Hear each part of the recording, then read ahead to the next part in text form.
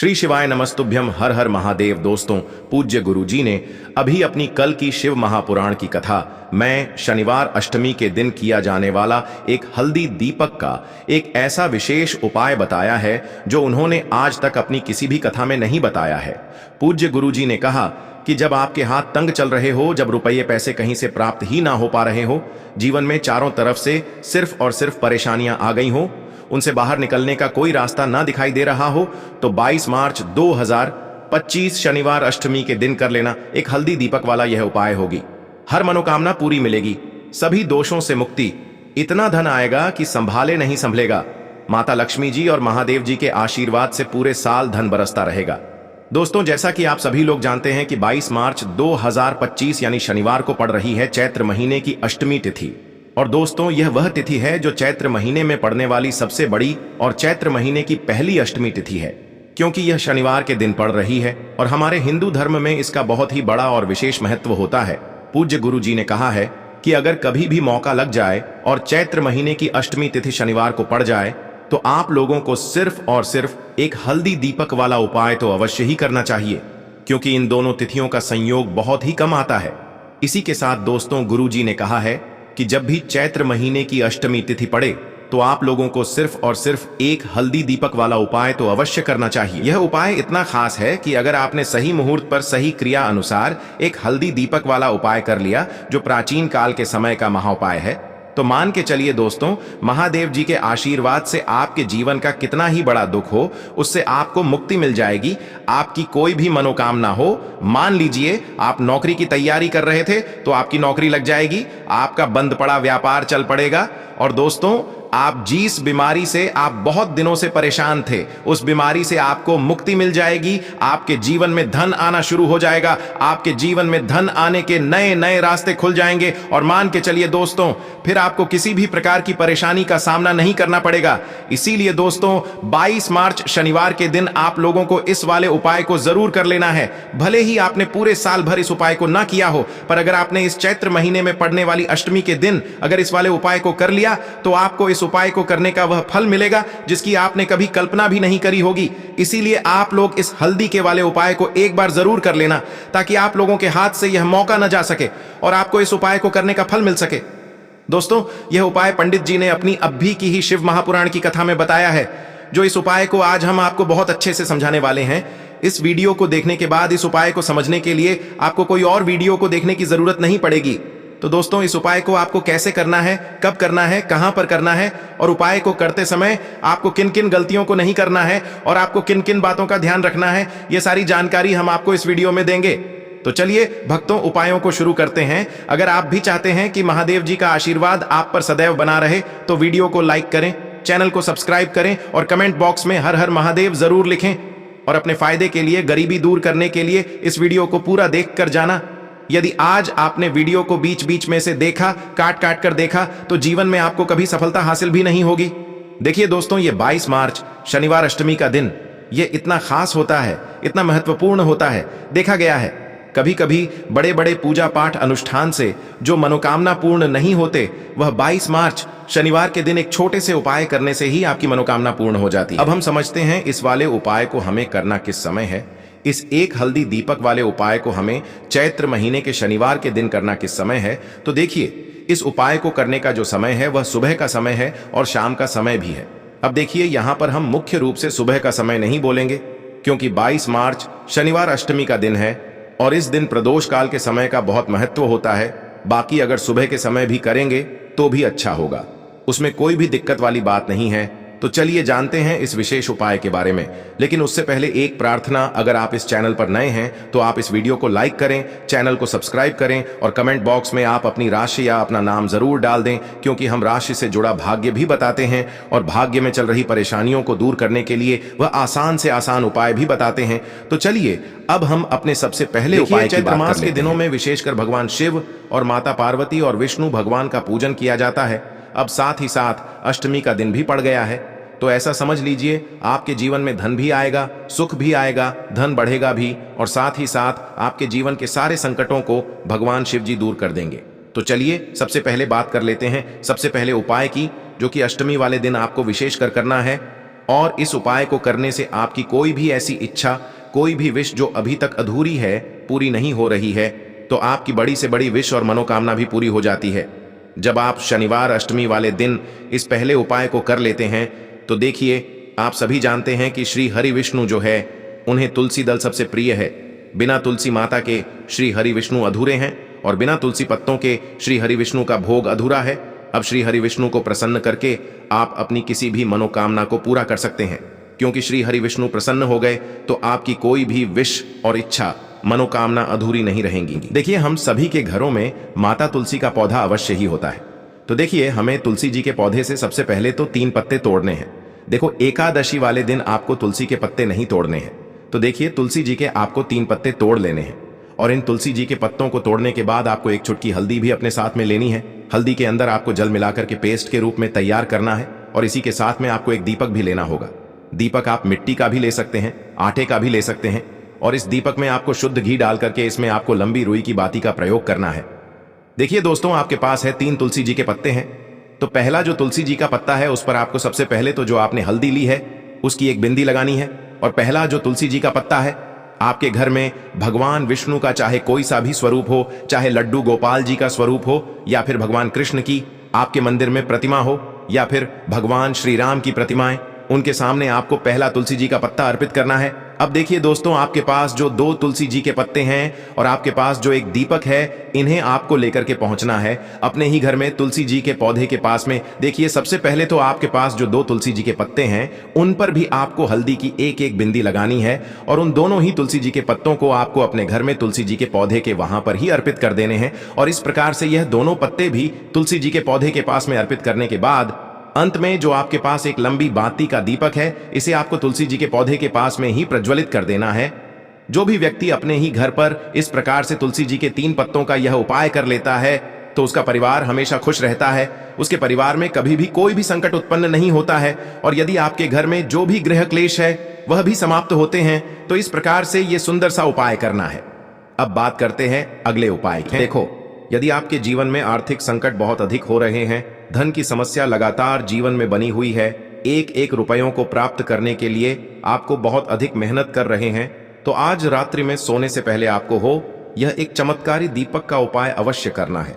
या फिर यदि आपका जो व्यापार है, बिजनेस है, दुकान है, वह अच्छे से नहीं चल पा रही है, तो आज रात्रि में इस विशेष दीपक का उपाय आपको अवश्य करना चाहिए। देखो दोस्तों, दीपक हमारे घर में सभी नकारात्मक शक्ति को बाहर करता है। यह उपाय आपको साल में केवल एक बार करने का ही मौका मिलता है। देखिए, इस उपाय के लिए आपको तुलसी जी की जो सूखी लकड़ी होती है उसे ले लेना है। देखिए दोस्तों, यदि आपके पास पुरानी तुलसी जी की लकड़ी है तो उसे आप ले सकते हैं, और यदि आपके घर में तुलसी जी जो लकड़ी है वह सूखी हुई है तो उसकी लकड़ी आप तोड़ करके इस्तेमाल कर सकते हैं। लेकिन आपको ध्यान रखना है कि सूर्यास्त से पहले पहले ही आपको यह जो तुलसी जी की लकड़ी है इससे अवश्य ही तोड़ लेना है। तो इस उपाय के लिए आपको सबसे पहले तो एक मिट्टी का दीपक लेना होगा, चाहे तो आटे का दीपक भी ले सके, क्योंकि आटे का दीपक सभी दीपक में सर्वोत्तम माना गया है। इस दीपक के अंदर आपको शुद्ध घी का प्रयोग करना होगा और इससे दीपक के अंदर आपने जो तुलसी जी की लकड़ी ली है उसे भी रख देना है। लेकिन ये जो तुलसी जी की लकड़ी है, इसमें आपको चारों तरफ अच्छे से घी लगा लेना है। देखिए, गुरुजी ने बताया है कि जो तुलसी जी की लकड़ी है, यदि आप उपाय करते हैं और बहुत ही शीघ्रता से जल जाती है, तो इसके लिए आपको एक कार्य करना है। आपको थोड़ी सी रुई ले लेनी है और उस रुई को आपने जो तुलसी जी की लकड़ी ली है उस पर अच्छे से चारों तरफ लपेट देनी है। तुलसी जी की लकड़ी के ऊपर रुई लपेटने के बाद इसे आपको पूरा घी के अंदर डुबो लेना है। अब इसे आपको बाती के रूप में प्रयोग करना है। अब दोस्तों, इस दीपक को आपको प्रज्वलित कहाँ करना है?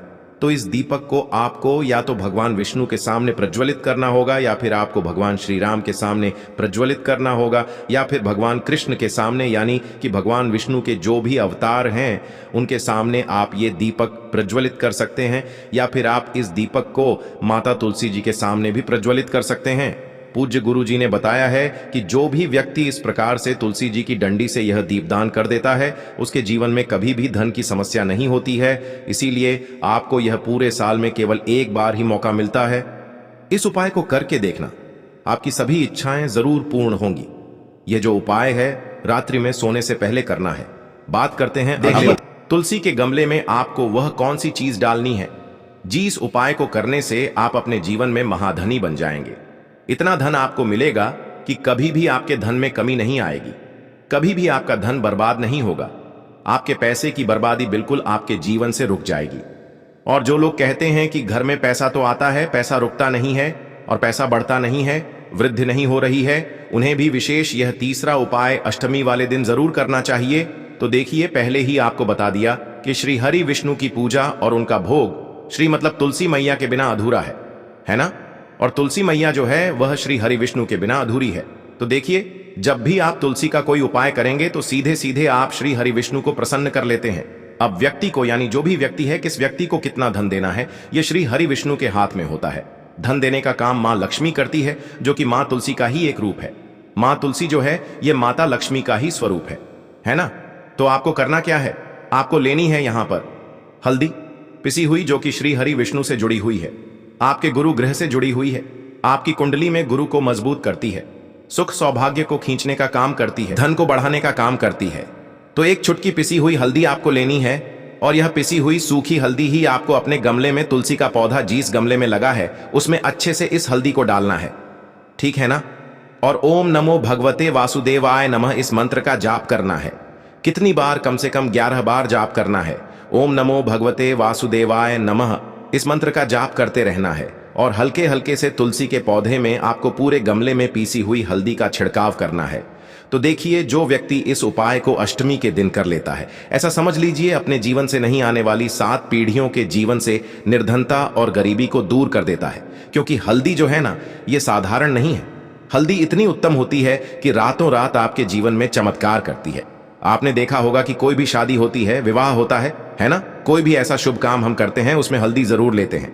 गृह प्रवेश जब हम करते हैं तो हल्दी के स्वास्तिक का निर्माण करते हैं। कोई भी अच्छा काम करने जा रहे हैं, हल्दी उसमें लेते हैं। और हल्दी जो है यह आपके गुरु ग्रह को मजबूत कर देती है।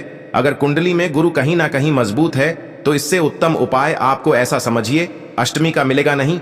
बहुत ही उत्तम उपाय है। तुलसी के गमले में एक चुटकी पीसी हुई हल्दी डालना है, तो यह बहुत ही उत्तम उपाय है। इस उपाय को आप जरूर करें अष्टमी वाले दिन, और साल का सबसे बड़ा यह दिन है।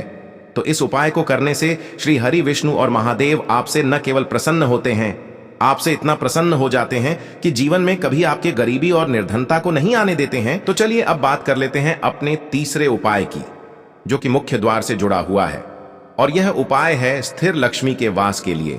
ऐसा पैसा आपके घर में आएगा जो आपके घर में ही रुकेगा।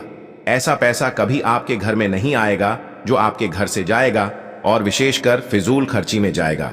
अब आधे से ज्यादा लोगों की यही समस्या होती है कि घर में पैसा तो आता है लेकिन बहुत जल्दी घर से चला जाता है, या फिर फिजूल खर्ची में चला जाता है।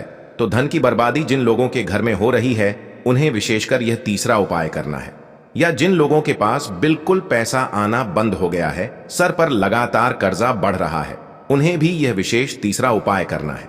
तो देखिए, आपको फिर से क्या लेना है, हल्दी लेनी है पीसी हुई, जो कि श्री हरि विष्णु से ही जुड़ी हुई है ना। पीसी हुई हल्दी लेनी है और थोड़ा सा पानी डालकर उसका गाढ़ा गाढ़ा आपको पेस्ट बना लेना है। अब इसी हल्दी से आपको अपने घर में स्वास्तिक बनाने हैं। कितने स्वास्तिक? एक स्वास्तिक आपको बनाना है अपनी तिजोरी पर, जिसमें आप पैसा रखते हैं। चाहे तो आप संदूक में रखते हैं, अलमारी में रखते हैं, जिस चीज में भी पैसा रखते हैं, बस वहां पर हल्दी से एक स्वास्तिक बनाना है। दूसरा स्वस्तिक आपको कहां बनाना है? अपने घर के मंदिर में, है ना। और 2 स्वस्तिक आपको बनाने हैं अपने घर के मुख्य द्वार पर बाहर की तरफ। हल्दी से 4 स्वास्तिक आपको बनाने हैं। 2 स्वास्तिक मुख्य द्वार पर बाहर की तरफ, एक तिजोरी पर, है ना, और एक अपने घर के मंदिर में। बस ये उपाय आपने अगर अष्टमी वाले दिन कर लिया तो देखिए, जो धन की तिजोरी है उसमें पैसा भरा रहेगा।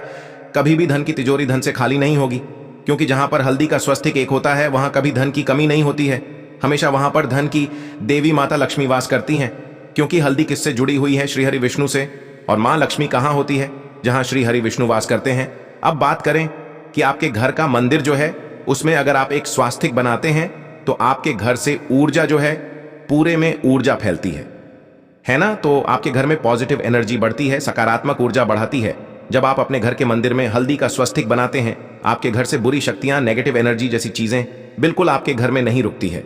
मुख्य द्वार तो इतना उत्तम होता है कि मुख्य द्वार से ही मां लक्ष्मी की नजर सबसे पहले आपके मुख्य द्वार पर ही पड़ती है।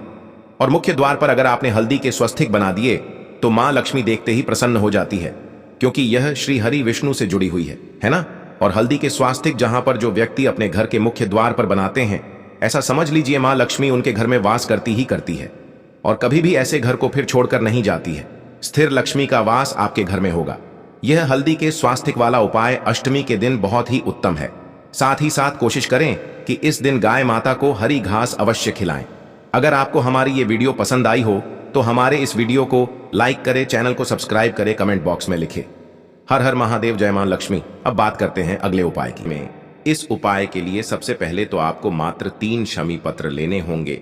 इसी के साथ में आपको मात्र थोड़ा सा शहद लेना है। शहद आप मात्र 1 चम्मच या फिर उससे भी कम लें और इसी के साथ में आपको मात्र एक तांबे के पात्र के अंदर अपने घर से शुद्ध जल लेना है। अब दोस्तों मात्र इन तीनों सामग्रियों को लेकर के सीधे आपको पहुंच जाना होगा भगवान शिव के मंदिर में। देखिए गुरुजी ने बताया है ये वाला उपाय आप सुबह भी कर सकते हैं और शाम के समय में भी कर सकते हैं।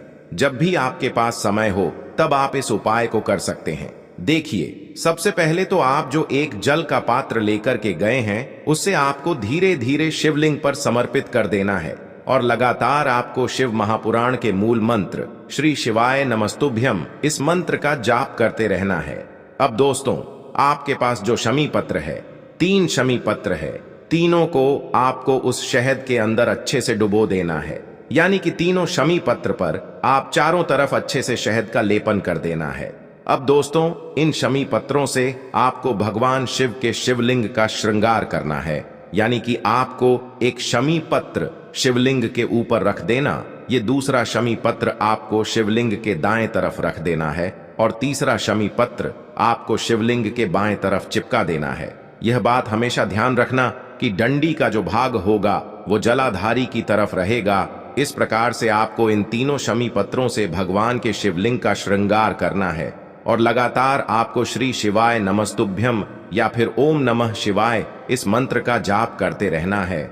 उसके बाद में फिर आप जिस भी मनोकामना के लिए उपाय कर रहे हैं, चाहे आप धन की प्राप्ति के लिए ये उपाय कर रहे हैं तो उससे आपको महादेव से परिपूर्ण करने के लिए प्रार्थना कर लेनी है, या फिर यदि आप व्यापार के लिए कर रहे हैं, अपनी नौकरी के लिए इस उपाय को कर रहे हैं, या फिर अपने संकटों को समाप्त करने के लिए यह उपाय कर रहे हैं, तो जो भी आपकी मनोकामना है उससे महादेव से परिपूर्ण करने के लिए आपको बोल देना है और फिर आपको वापस अपने घर आ जाना है। पूज्य गुरुजी कहते हैं कि यदि आप इन शमी पत्र से और वो भी शनिवार के दिन शिवलिंग का श्रृंगार करते हैं तो महादेव आपकी जो प्रार्थना है उसे बहुत ही शीघ्रता से स्वीकार करते हैं और आपकी सब मनोकामनाएं पूर्ण होने लगती हैं और महादेव आपकी जिंदगी